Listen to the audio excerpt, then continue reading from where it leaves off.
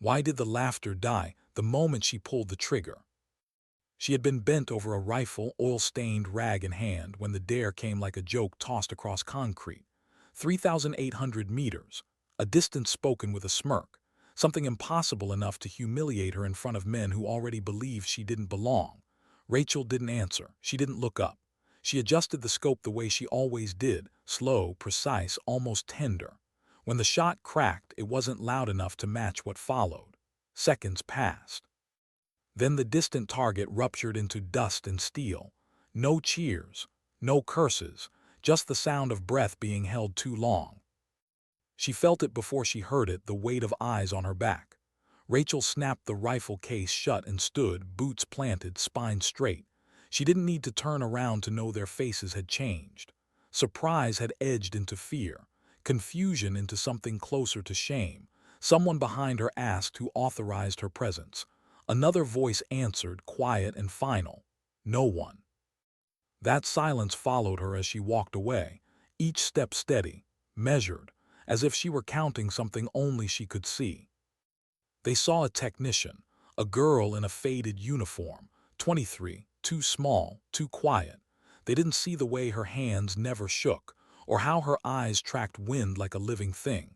They didn't know why she kept her hair loose or why she never wore rank.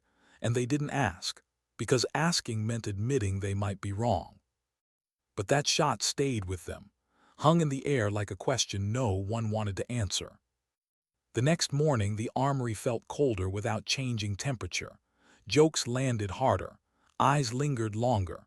She cleaned rifles under fluorescent lights while men circled her with words sharp enough to bruise. Careful, princess. Don't scratch that. This isn't a daycare. Rachel said nothing.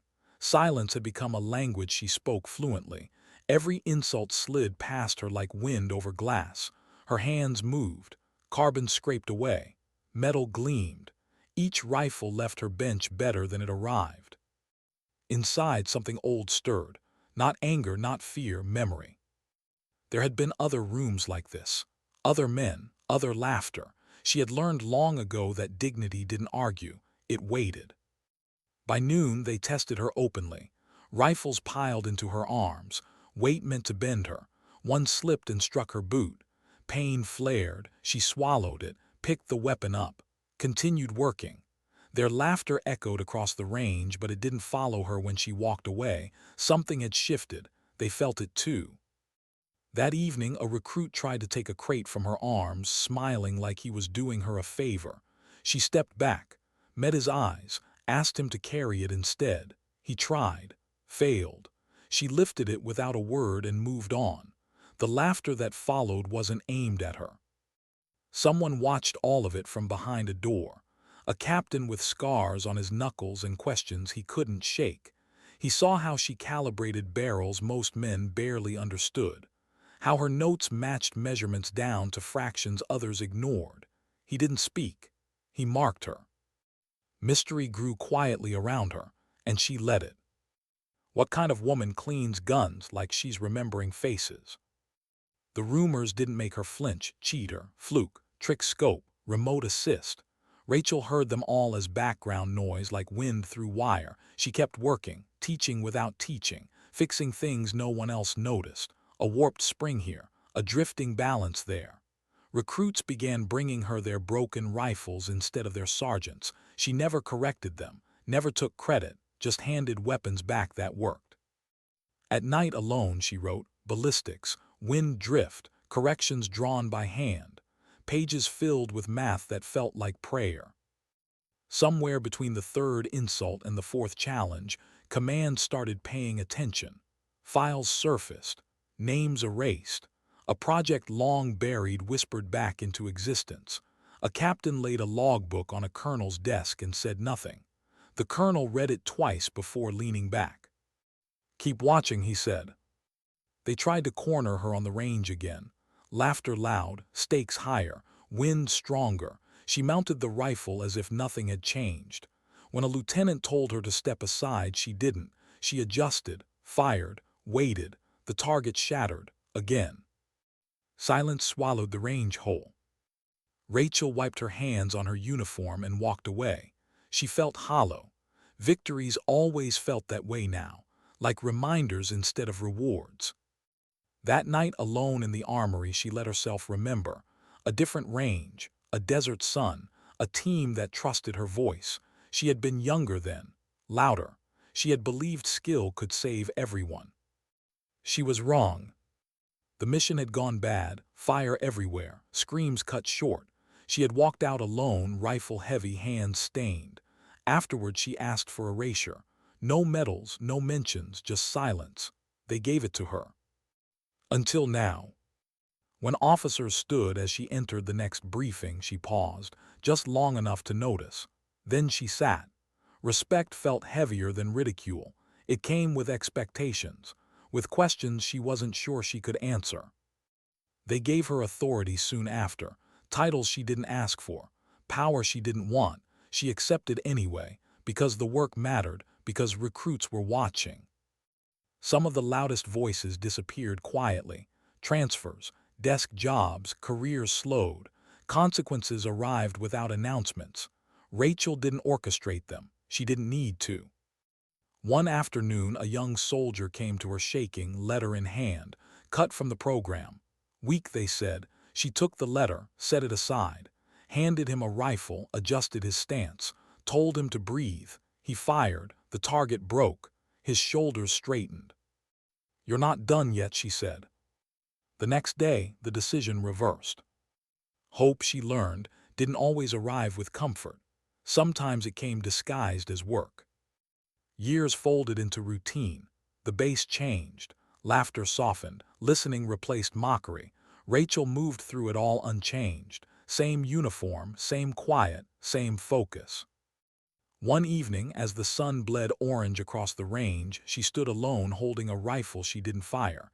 She checked its balance, felt its weight. A photo slipped from her pocket, faces smiling in desert light. She traced them once, then tucked the memory away. She walked back as the wind carried the sound of her boots, steady, unhurried. During a final exercise, a colonel scoffed. "Beginner's luck," he said. She answered by firing, again and again, each target breaking clean. She handed the rifle to a recruit and nodded. "Your turn." The colonel said nothing after that. Rachel never told them everything. She didn't need to. Her work spoke. Her silence carried truth deeper than explanation ever could. And somewhere between the first impossible shot and the last quiet correction, they learned what she had always known. Sometimes strength doesn't announce itself. Sometimes it cleans the weapon, adjusts the scope, waits. And when it finally acts, the world listens.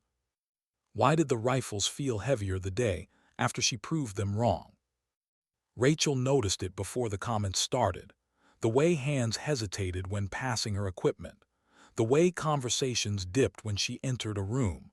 Respect hadn't arrived yet, only uncertainty. And uncertainty in places like this often turned mean. The armory smelled of oil and cold metal.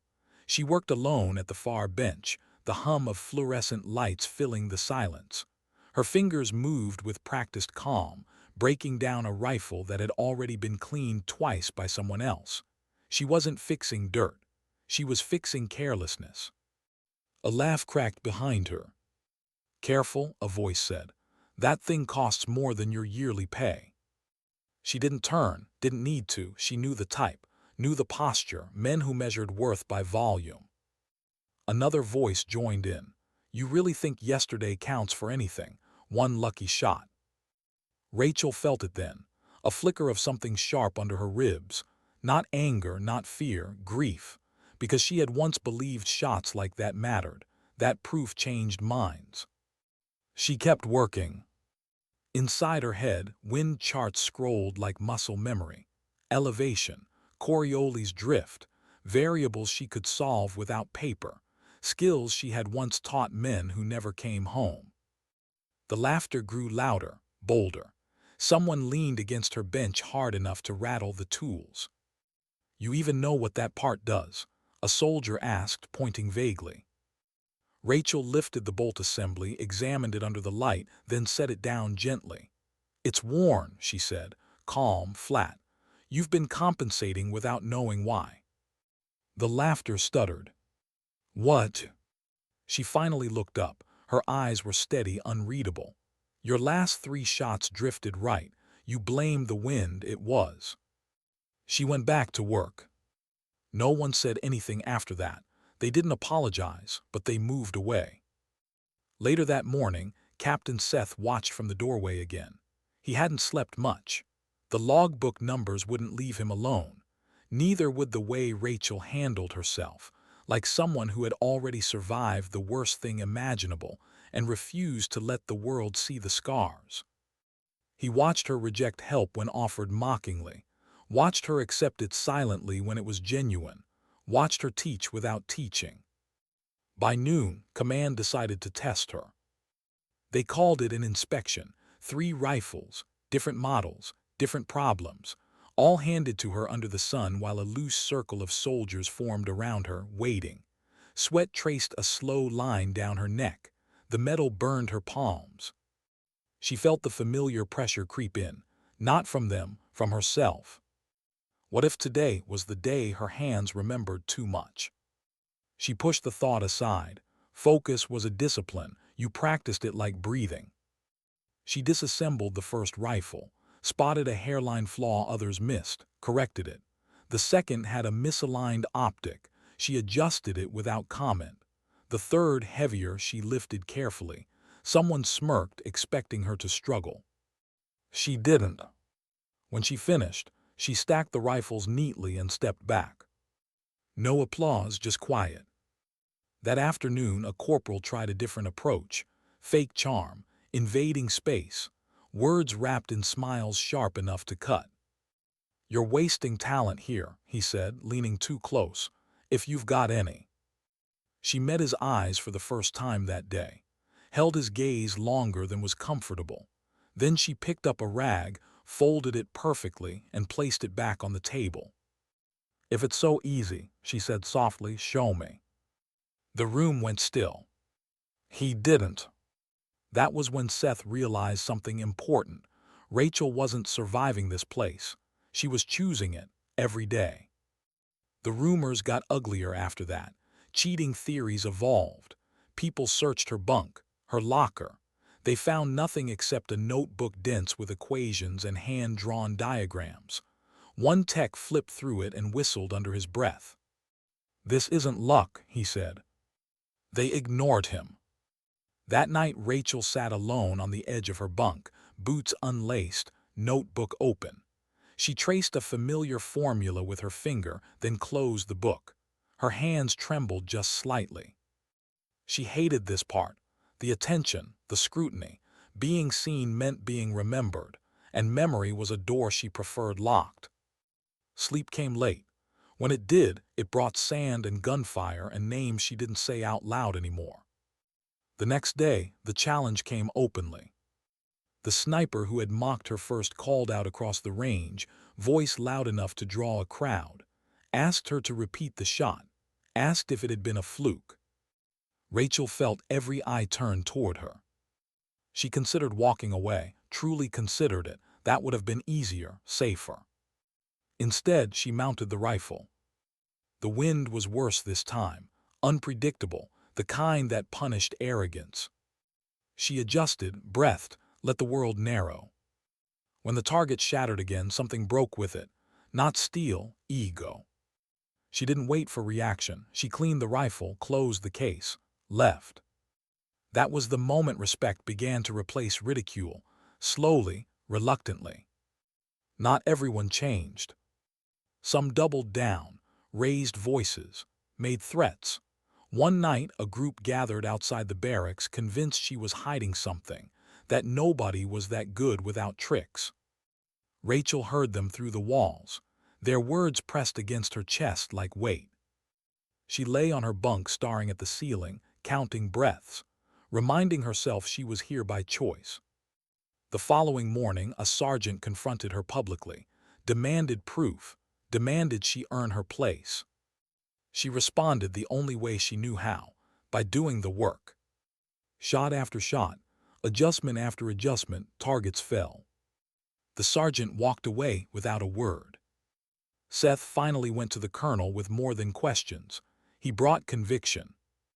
The colonel listened, then slid a folder across the desk, classified, old, heavy. Rachel's name was inside. Project Viper Echo. Lead sniper trainer, Delta Force, only survivor. Seth felt his stomach drop. The colonel's voice was low. She asked to disappear. Seth thought of her under the sun, absorbing insults without flinching, of the way she taught recruits without claiming authority. "She's still paying for it," he said. The colonel nodded once, yes. That afternoon, when Rachel entered the briefing room and every officer stood, she felt something tighten in her chest. Not pride, not relief. Responsibility. She nodded and sat. Later, alone, she rested her hands on a cold rifle and closed her eyes. She hadn't come here to prove anything. She had come here to remember who she was, without losing herself again. And as the base slowly adjusted to her presence, one quiet truth settled in. Sometimes the hardest battles aren't fought downrange. Sometimes they're fought in silence every day, when no one is watching. Why did the respect feel heavier than the ridicule ever had? Rachel felt it the moment the room stood for her, chairs scraping, boots shifting, eyes lowering just a fraction too late. The gesture wasn't loud, but it pressed against her chest harder than any insult ever had. Respect carried expectations, and expectations carried ghosts. She took her seat without ceremony. No smile, no speech, just a quiet nod like she was acknowledging the weather. The briefing droned on coordinates, schedules, training rotations, but Rachel barely heard it. Her mind was elsewhere, tracing familiar loops. When people stopped underestimating you, they started watching for failure. Closely, hungrily. When it ended, officers lingered, pretending to check notes, pretending not to stare. She stood, gathered her papers, and walked out alone. Outside, the range was alive with sound.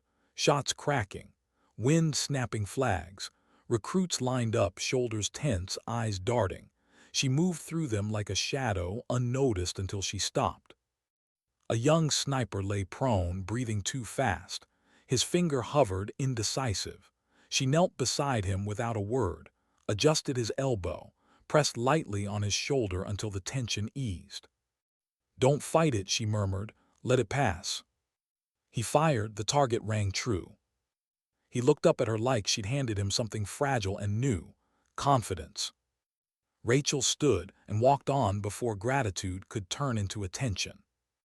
That afternoon, command made it official, not with ceremony, just an order pinned quietly to the board. Rachel Moore, tactical engineering and long-range training, authority granted.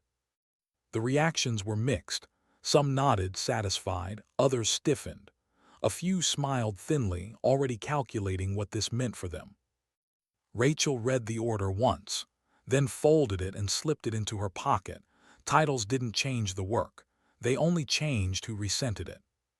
Her first decision was simple. She didn't fire anyone, didn't shout, didn't rewrite everything overnight. She watched. Patterns emerged quickly. Who cut corners, who hid behind rank, who listened when corrected. One name surfaced again and again, Major Holt. He questioned her openly, loudly, called her methods unnecessary, said she complicated simple things. Glorified janitor, he muttered once, not quite under his breath. Rachel didn't respond. Instead, she handed a rifle to a recruit under Holt's command and adjusted his aim by 2 mils. The shot landed perfectly. Holt said nothing after that, but his jaw stayed tight. Resistance shifted, became quieter, more dangerous. Eddie was unraveling. The sniper who had mocked her first now avoided eye contact. His hands shook when he cleaned his gear. He stayed late, redoing tasks that didn't need redoing. Guilt clung to him like oil. One evening, Rachel found him alone in the depot, kneeling beside a bench. "I didn't know," he said, staring at the floor. She said nothing. I thought you were just, he stopped, swallowed. I was wrong. Rachel studied him for a long moment, saw the fear beneath the pride, the realization that skill didn't belong to rank or gender. Respect the weapon, she said finally. That's enough. She left him there, the words heavier than forgiveness. Not everyone sought redemption. During a night exercise, a veteran sergeant decided to test her. He shoved a loaded rifle toward her, pressure clear in his eyes, dropped the manual at her feet like a challenge. Rachel knelt, gathered the pages, and stood, her movements slow, controlled. She adjusted the scope in seconds and handed it back. Try now. The shot hit dead center. The recruits watching didn't cheer. They didn't need to. Something settled in them, a recalibration of what authority looked like. Later, alone, Rachel felt the familiar ache creep in. Not physical, emotional, the cost of being visible again. She sat on the edge of the range as the sun dipped low, the sky bruised purple and orange. She took a bullet from her pocket and set it upright in the dirt, brass catching the light. She remembered another sunset, another range, her voice shouting corrections over gunfire, men trusting her with their lives. Then the night everything broke. North Pakistan, mountain air thin and sharp, ambush, chaos, radios screaming. One by one, voices went silent.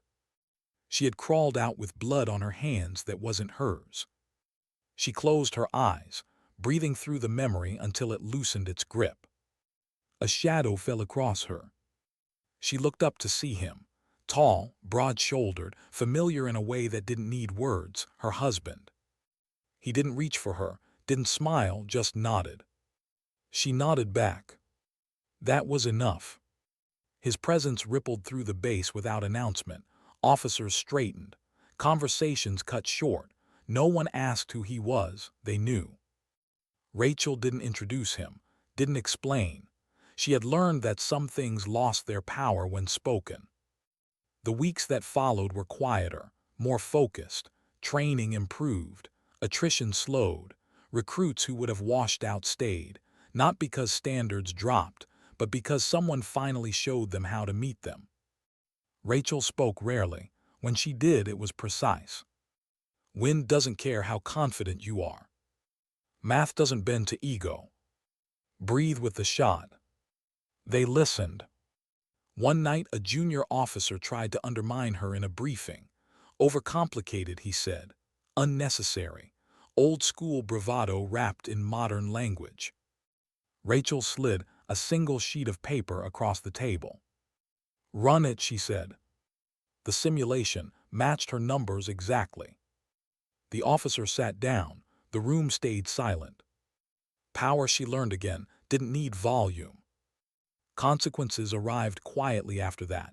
Transfers, demotions, careers slowed or redirected. No announcements, just absence. Rachel never celebrated it. One morning, a recruit dropped his rifle. Laughter followed. A sergeant barked insults. Rachel knelt, checked the weapon, handed it back. Don't drop it again, she said calmly. The recruit fired and hit the mark. The laughter shifted direction. Rachel moved on.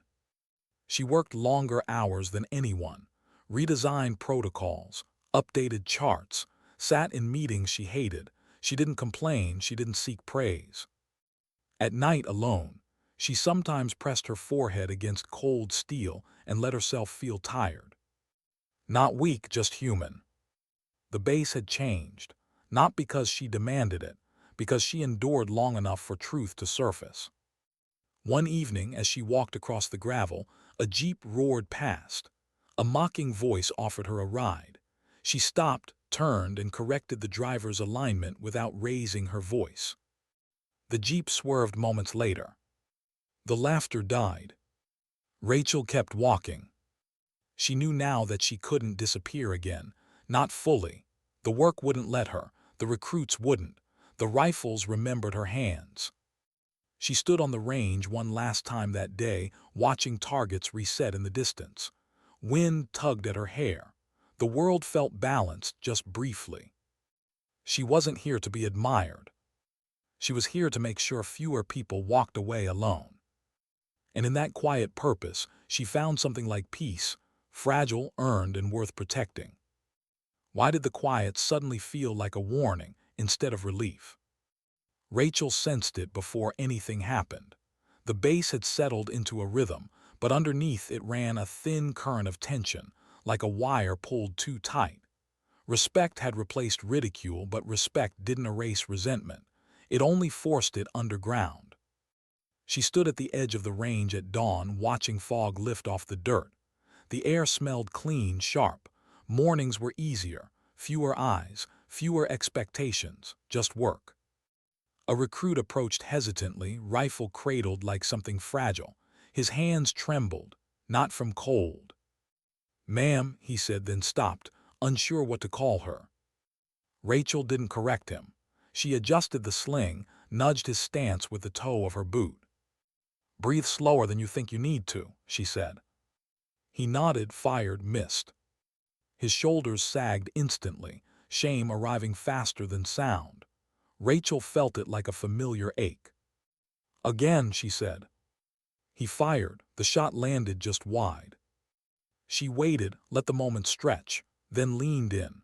"You're anticipating failure," she said quietly. "Stop apologizing to the target." The third shot hit. The recruit exhaled, laughing under his breath like he'd just been handed permission to exist. Rachel straightened and moved on before gratitude could turn into dependency. By mid-morning, the officers arrived. Not all of them, just enough. Colonel Vaughn led the group. Silver mustache, unsmiling eyes, the kind of man who'd built a career on never admitting he was wrong. He watched from a distance as Rachel instructed, his arms crossed tight across his chest. "She's over-involved," he muttered to no one in particular. "Snipers need independence." Rachel heard him. She didn't react. Instead, she picked up a rifle, adjusted it without looking, and handed it to a struggling shooter. 2 clicks left, 1 down. The shot rang out, dead center. Vaughn's mouth tightened. He stepped forward. "Let's see you do it," he said, loud enough for the group. "No adjustments, cold shot." The recruits froze. Some looked at Rachel with concern, others with hope. Rachel paused, just long enough to feel the old weight press in, the part of her that remembered cold shots taken with lives on the line, with no do-overs. She lay prone, let the earth steady her. The world narrowed. The shot broke clean. The target shattered. She didn't look at Vaughn, didn't need to. The colonel said nothing for a long time. Then he turned away. The officers followed, their conversation muted. Rachel stayed on the ground a moment longer than necessary. Her heart beat too fast. Her hands tingled. She hated cold shots. They never stayed on the range. That afternoon, the tension sharpened. A maintenance report came back altered, numbers skewed, blame subtly redirected toward her department. Rachel noticed immediately. The math didn't lie. She traced the changes quietly, followed the digital trail, found the name. Major Holt. She closed the file and leaned back in her chair, not angry, just tired. Confrontation wasn't her instinct, but avoidance wasn't an option anymore. She found him near the motor pool, barking orders like volume equaled authority. He stiffened when he saw her approach. "What do you want?" he asked. Rachel held out the report. "These numbers are wrong." He scoffed. "That's your opinion." She met his eyes, calm, unblinking. "No, that's fact." A few soldiers slowed nearby, pretending not to listen. Holt leaned closer, lowering his voice. "You think because you can shoot, you can rewrite how this base works." Rachel didn't raise hers. "I think because people trust these weapons with their lives, accuracy matters." He laughed sharp, defensive. "You're out of your depth." Rachel nodded once. "I've been deeper." She turned and walked away. That evening, command intervened, quietly. Holt was reassigned pending review. No announcement, no spectacle. The message traveled anyway. Not everyone approved. That night, Rachel lay awake staring at the ceiling, listening to distant engines hum. Her husband slept beside her, breathing steady. She envied the ease of it. "You okay?" he murmured, half asleep. "Yeah," she said. It wasn't a lie, just incomplete. She slipped out of bed before dawn and returned to the range alone. The fog was thicker this time, visibility low, perfect for thinking. She set up a target at distance, not extreme, just far enough. She didn't fire right away. Her hands rested on the rifle, feeling the familiar weight. She thought of her team, their voices, the way they used to joke before missions, pretending fear was optional. She inhaled, exhaled, fired. The shot landed true. She closed her eyes, let the relief wash through her, brief and undeserved. Later that day, a young private approached her with a letter shaking in his hand. Another cut notice. Another quiet failure stamped official. Rachel read it once, then folded it. "Show me," she said. They went to the range. She watched him shoot, miss again. His frustration boiled over. "I'm not cut out for this," he snapped, voice cracking. Rachel stayed quiet until the anger burned itself out. "Who told you that?" she asked. He hesitated. "Everyone." She nodded. "They're wrong." She adjusted his grip, his breathing, his expectations. The next shot hit. His eyes filled. Rachel looked away. The cut was reversed the next day. Word spread, but not loudly, just enough. Rachel's workload doubled, then tripled. She absorbed it without complaint, redrew protocols, updated equipment, mentored quietly. At night, exhaustion hit harder, the kind that sleep didn't touch. One evening, she found herself in the armory long after lights out, recalibrating a scope she'd already fixed. Her hands moved on autopilot. Her mind wasn't there. She dropped the wrench. The sound echoed too loud. She froze, heart racing, old instincts flaring. Her husband appeared in the doorway moments later. He didn't ask, just stood there. "You don't have to carry it all," he said. She nodded but didn't answer. Because part of her believed that if she stopped carrying it, it would fall on someone else. The following week brought inspections, higher command, clean uniforms, forced smiles. Rachel briefed calmly, answered questions precisely, deflected praise. One general leaned back studying her. "Why stay?" he asked. "With your record." Rachel paused, felt the room lean in. "Because I can make it better," she said simply. The general nodded, satisfied. Not everyone was. That night someone sabotaged a training rifle. Minor, dangerous if unnoticed. Rachel caught it during inspection. Her stomach dropped. She filed a report, quiet, thorough. An investigation followed, names surfaced, consequences arrived. The base exhaled. Rachel stood alone on the range at sunset again, watching shadows stretch long. She felt older than her years, younger than her memories. She wasn't here to be liked. She was here to protect something fragile: standards, people, possibility. The wind shifted, flags snapped. Rachel adjusted her stance and fired one last round for the day. The target broke clean. She lowered the rifle and allowed herself one small breath of something like hope. Not loud, not dramatic. Just enough to keep going. Why did the smallest mistake suddenly feel like it could cost everything? Rachel noticed it in the pauses, half-seconds where people hesitated before speaking, the way reports were reread too carefully, the way success no longer relaxed anyone, it only raised the bar higher. The base was functioning better than it ever had, and that made leadership nervous. Smooth systems exposed cracks faster. She felt the pressure settle into her bones. Morning briefings stretched longer. Expectations sharpened.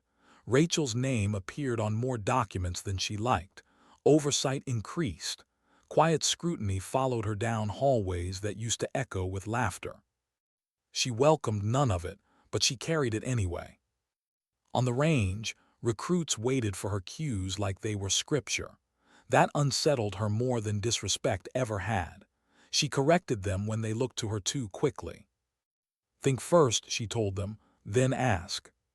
Still, when she walked away, they watched like she might disappear. That afternoon, a high-stakes exercise was announced. Multi-day, live fire, evaluation by external command. Careers would pivot on the outcome. The kind of operation that brought old instincts roaring back. Rachel stood in the briefing room as the scenario was laid out. Terrain maps, wind projections, engagement distances. Her mind cataloged risks automatically. She spoke when necessary, not more. A junior officer questioned one of her adjustments, not disrespectful, just uncertain. Rachel explained the correction calmly. She saw understanding flicker behind his eyes. That mattered. The night before the exercise, she couldn't sleep. She lay beside her husband, staring into darkness, listening to the slow rhythm of his breathing. The bass hummed faintly outside. Generators, distant vehicles, life continuing whether she was ready or not. "You're carrying too much," he said quietly. She exhaled, "I know. You don't have to prove anything anymore." She turned her head slightly, eyes open. "I'm not trying to." He was silent for a moment. Then, "That's what scares me." She didn't respond, because he was right. The exercise began at dawn. Wind was unpredictable. Visibility fluctuated. Stress climbed fast. Rachel moved between teams, observing, correcting only when necessary, letting them struggle just enough to grow. One shooter froze under pressure, breath shallow, finger locked.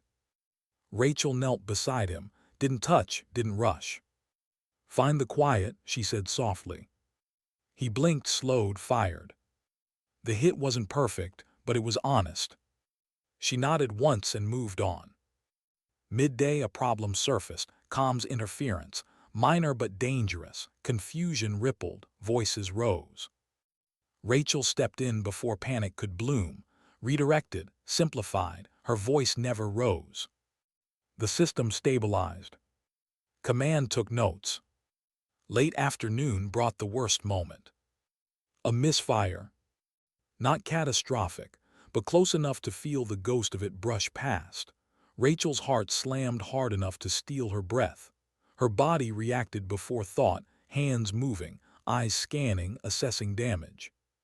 No one was hurt, but the silence afterward was heavy. Rachel stood alone for a moment, staring at the weapon. Her reflection stared back from the metal, older, sharper, tired. She filed the incident report herself. Detailed, unflinching, she didn't soften language or redirect blame. That night she sat in the armory long after everyone left. The rifle lay disassembled in front of her. She checked each part twice, then a third time. Her hands trembled. Not from fear. From memory. She closed her eyes and saw mountains again, heard shouting, smelled dust and blood, felt the absence that never filled back in. She pressed her palms flat against the table and breathed until the room returned. The next morning, command convened early. The exercise was deemed a success. High marks, improved cohesion, reduced attrition, clear leadership. Praise was directed at Rachel openly this time. She nodded, said thank you, felt none of it. Then came the quiet request. A transfer. Not forced, framed as opportunity, higher visibility, broader influence, less time on the ground. Rachel listened without interrupting, weighed the words, the implications. When they finished, she asked one question. "Who takes my place?" They hesitated. That was her answer. She declined. The room went still, not offended, just surprised. "This is where the work is," she said, "and it's not finished." They accepted it reluctantly. Word spread quickly. Rachel noticed the way people looked at her after that. Something shifted again. Respect deepened into trust.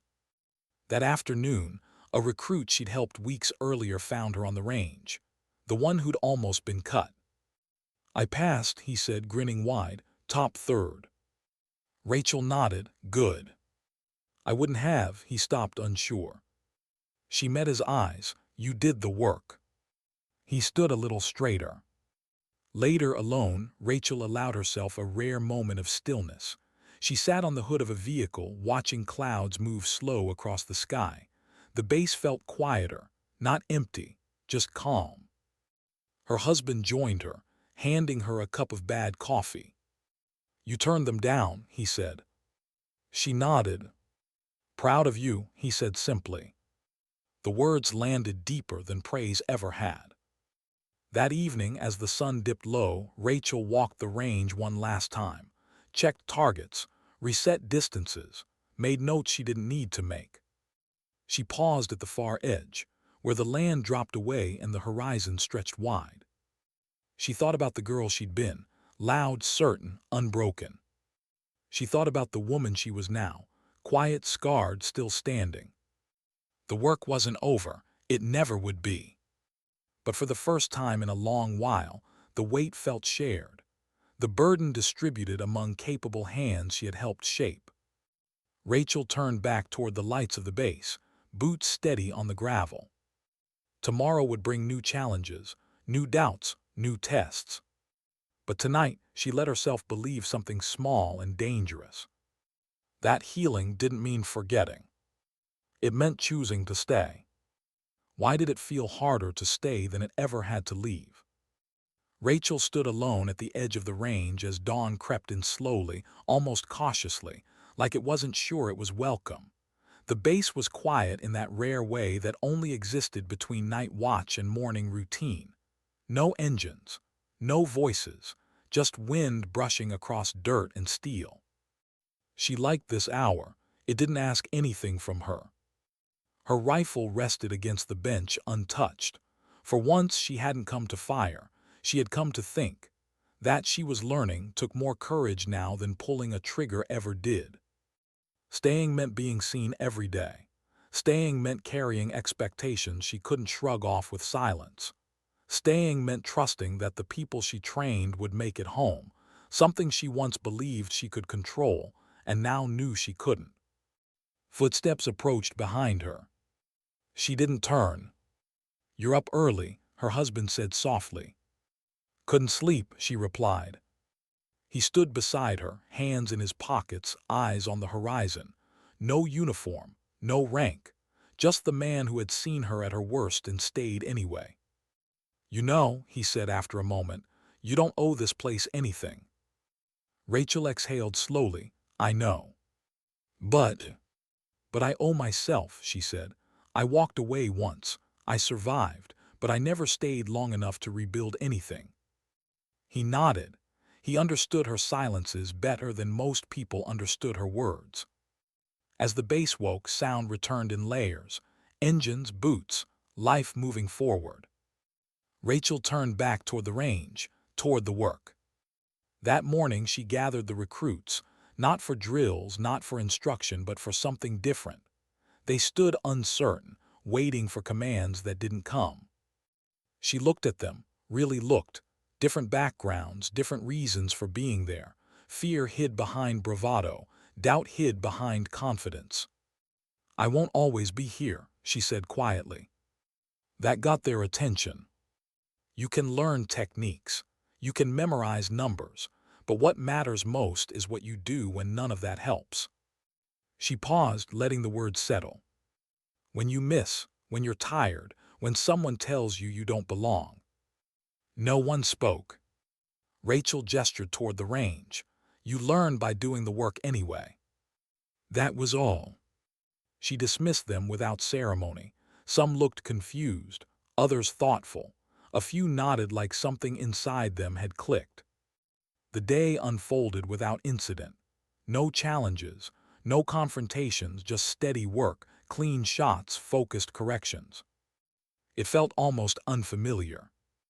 That afternoon, a report came in from command. Final approval. Full autonomy confirmed. No more reviews hanging over her head. No more quiet tests. Rachel read it once, set it aside. The absence of pressure felt heavier than its presence. Later she found Eddie, the sniper who had mocked her first, coaching a younger recruit. His voice was quieter now, patient, his hands steadier. Rachel watched from a distance. He noticed her eventually and stiffened, waiting for judgment. She gave none, just nodded. Eddie swallowed and returned to his work. That night, Rachel sat alone in the armory one last time that week. The lights hummed. The familiar smell wrapped around her like something close to comfort. She opened her notebook and flipped through old pages, ballistic charts, wind equations, handwritten notes from years ago. Near the back, a page had been folded so many times the paper was soft. Names. Her team. She traced them slowly, one by one, not with grief this time, with something gentler, something closer to gratitude.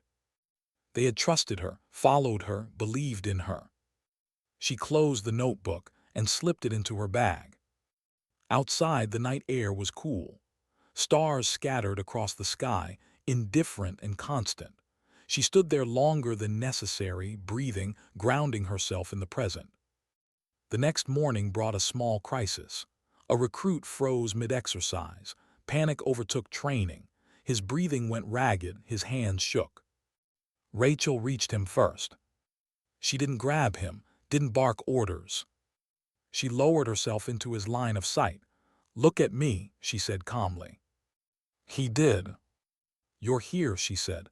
"Right now, not yesterday, not what if, just here." His breathing slowed, his hands steadied. He finished the exercise. Later he approached her, eyes bright. "Thank you," he said. Rachel nodded, "Pass it on." As days turned into weeks, something changed, not loudly, not dramatically. The base felt different, less sharp around the edges, more deliberate. Mistakes were corrected, not punished. Confidence grew without arrogance. Rachel didn't claim credit. She didn't need to. One evening, as the sun dipped low, she walked the range with her husband beside her. The targets stood in quiet rows, reset and waiting. "You ever think about leaving again?" he asked. She considered it honestly. "Sometimes. And then I remember why I stayed." They stopped at the far edge, where the land fell away into open distance. Rachel picked up a single spent casing from the ground and turned it in her fingers. Scarred, used, still solid. She set it on the bench and stepped back. The wind shifted, flags snapped softly. She didn't fire. She didn't need to. That night, alone in her quarters, she lay awake thinking about all the versions of herself that had led here. The girl who wanted to prove something. The woman who wanted to disappear. The survivor who just wanted quiet. None of them were wrong. They were all necessary. In the weeks that followed, recruits graduated. Transfers came and went. The base continued as all places do. Rachel remained. Not because she was fearless, not because she was unbreakable, but because she had learned something hard and human. That strength isn't about being the loudest voice in the room. It's about doing the work when no one is clapping. It's about carrying loss without letting it hollow you out. It's about choosing dignity when anger would be easier. Sometimes the bravest thing a person can do isn't leaving. Sometimes it's staying. And sometimes dignity doesn't speak. It simply acts.